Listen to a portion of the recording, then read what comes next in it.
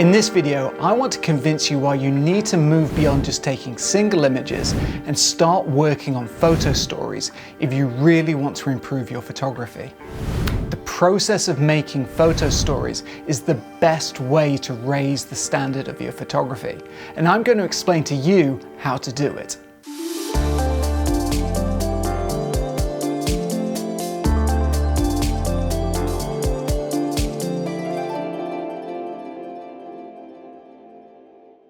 Hi, my name is Sean Gallagher. I'm a professional photographer and filmmaker. If you're new to my channel, welcome. For the past 20 years, I've been producing work for clients including National Geographic, The Guardian, and the Pulitzer Center. Here on my channel, I want to share with you some of the things that I've learned throughout my 20-year career to help you improve your own photography.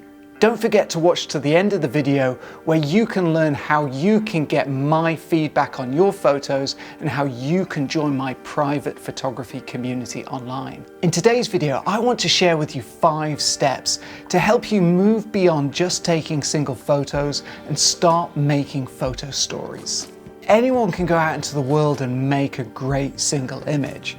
But the real power of photography lies when you start putting images side by side together with one another to try to tell a story.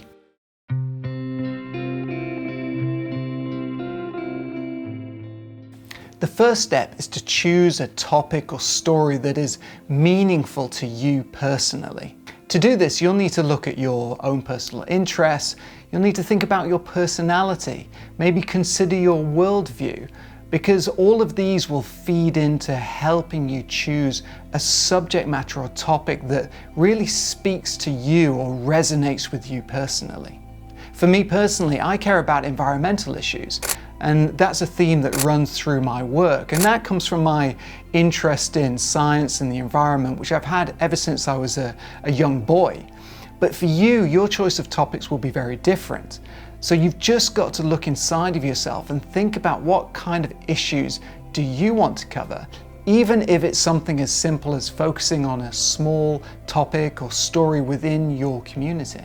When a photographer is deeply connected to a story, it's often reflected in their images.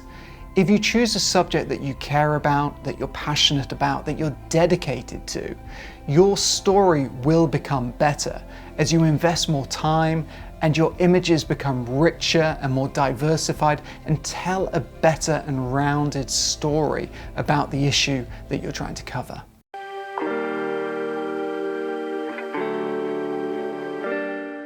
When choosing a personal project, you need to think very carefully about the location of your story, because that will determine how much time you're able to spend on that particular story on a day-to-day basis. Ideally, you will choose a project that you have easy access to.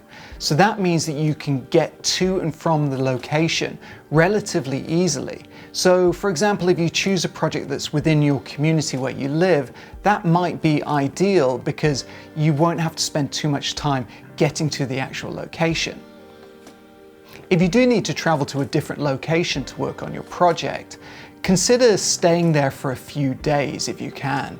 When I go to a new location to work on a story, I'll often stay there for maybe up to a week or even 2 weeks, because I like to fully immerse myself in the story, in the location, and meet people every day, go back to the same places, and spend more time developing those connections and developing the story. And having that daily access to the story enables me to be able to do that. And you can think about that too when you're selecting your story and if there's a chance for you to stay in that location for a number of days.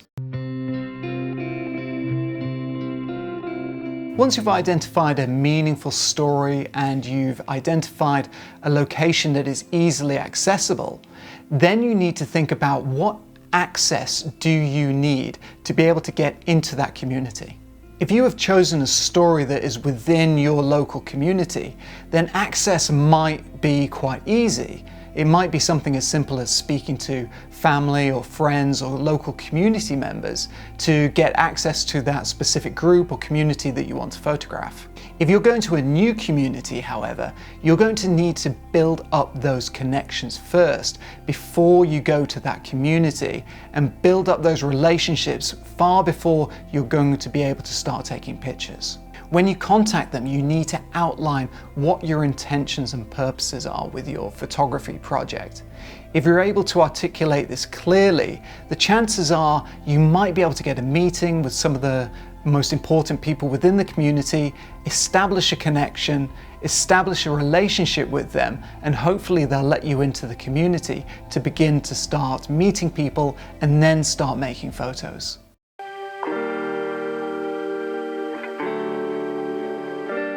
Once you have your meaningful story, you've identified where you're going to shoot it, and you've secured access to the story, the final step is to think about how you're going to visually shoot the story itself. There are many different ways in which you can photograph a story. You might want to shoot it in a very traditional photojournalistic way, with a photo essay that has a clear beginning, middle, and end. Or you might want to take a more contemporary approach with a photo series where you photograph similar subjects or similar people, just in slightly different ways, but when they're all viewed together, this helps you tell the story in a different way. Clarifying your visual language for the project is really important, because that will inform your approach to the photographic project itself, but also it will determine how your viewers will feel and view your story when you've ultimately finished the photographic work. So what's your ultimate goal with your project?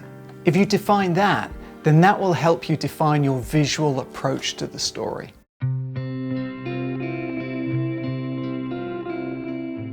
The best photographers in the world don't shoot aimlessly. They have a vision and purpose to each one of their projects and each one of their photographs. Most professional photographers have a clear goal when they begin shooting a project. That might be a book, an exhibition. It might be getting their work published in an international publication.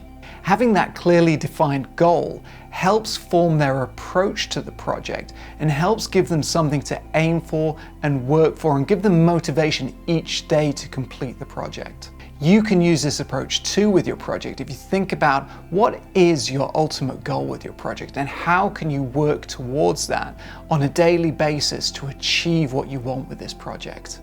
If you are able to find your purpose, it will give your photography meaning and direction, so that even in the toughest of times when things get difficult, you will keep going, you will keep shooting, and you will work through the difficulties because you ultimately have a goal that you're aiming for. Find that purpose and it will improve your photography and your photographic storytelling.